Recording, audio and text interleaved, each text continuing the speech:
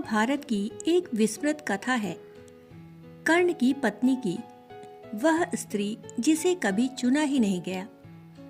जब लोग कर्ण की बात करते हैं तो वे उसके दुख, निष्ठा और भाग्य की चर्चा करते हैं, पर बहुत कम लोग उस स्त्री को याद करते हैं जिसने उसके जीवन को मौन होकर साझा किया।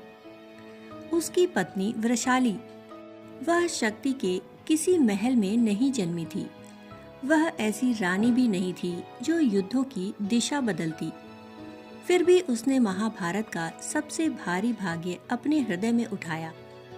वृषाली कौन थी? वृषाली कर्ण की प्रथम और मुख्य पत्नी थी, सरल, शालीन और गरिमामयी। उसने कर्ण से विवाह तब किया जब वह अंग देश का राजा भी नहीं बना था, जब संसार उसे अब भी सूत पुत्र कहकर अपमानित करता। उसने किसी नायक से विवाह नहीं किया, उसने उस पुरुष से विवाह किया जिसे समाज ने ठुकरा दिया था, और उसने उसे कभी नहीं छोड़ा। वह अपमान जिसने सब कुछ बदल दिया। द्रौपदी के स्वयंवर में कर्ण आगे बढ़ा।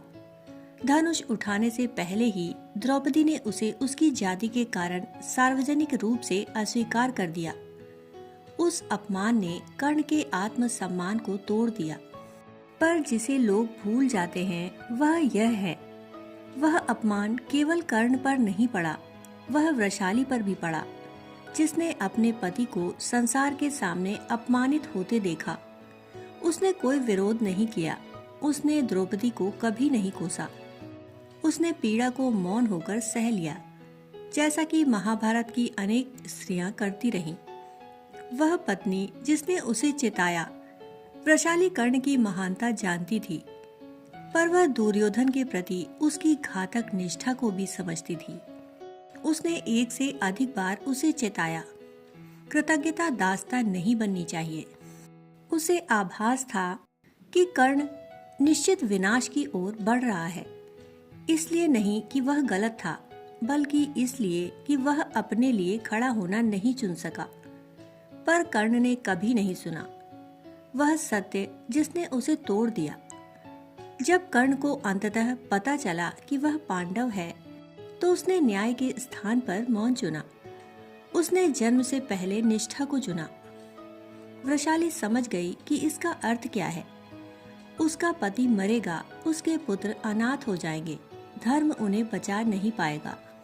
फिर भी उसने कर्ण से भाग जाने की विनती नहीं की। उसने उससे पक्ष बदलने को नहीं कहा।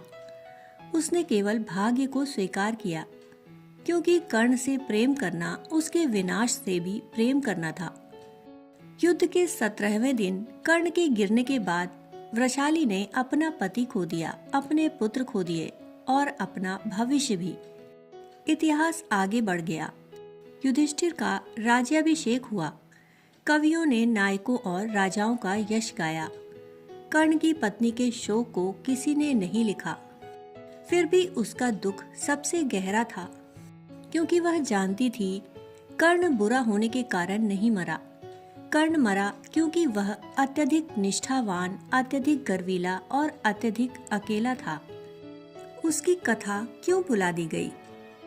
क्योंकि अक्सर हम याद रखते हैं युद्ध करने वाले योद्धा, शासन करने वाले राजा और हस्तक्षेप करने वाले देवताओं को, और अक्सर भूल जाते हैं सहने वाली स्त्रियों को। वृषाली ने इतिहास नहीं बदला, पर उसने उसकी पूरी कीमत चुकाई। कुछ लोग रणभूमि में पराजित नहीं होते, वे उन निर्णयों से हार जाते हैं जिन्हें उनके प्रिय लोग चुनते हैं।